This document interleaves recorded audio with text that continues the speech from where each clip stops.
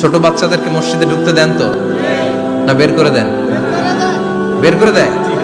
সর্বনাশ, বাচ্চাদেরকে মসজিদ থেকে বের করবেন না, কখনোই বের করবেন না। তুরস্কের বিভিন্ন মসজিদে বড় বড় ফেস্টুন দিয়ে লেখা থাকে, তারাবির নামাজে, জামাতের নামাজে মুরব্বীরা যখন সামনে নামাজ পড়বে, পিছন থেকে যদি ছোট বাচ্চাদের চিল্লা চিল্লি আর কিচির মিচির শব্দ শুনতে না পাওয়া যায়, তাহলে ভবিষ্যৎ প্রজন্ম নিয়ে আপনারা চিন্তিত থাকুন।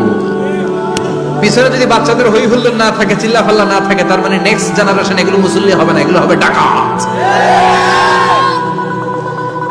এজন্য ছোট বাচ্চাদেরকে মসজিদ থেকে তাড়িয়ে দেয়া যাবে, এদেরকেও নিয়ে যান।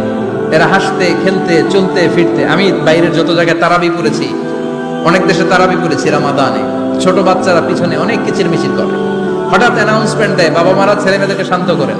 কিছুক্ষণ শান্ত, 2 রাকাত পরে আবার চিল্লাচিল্লি, আছে না নাই? ওরা যদি না চিল্লায়, ওরা যদি লাফালাফি না করে, লাফালাফি কি 80 বছরের মুরব্বি করবে? কথা কয় না। মুরব্বি লাফালাফি করলে এটা মানাবে?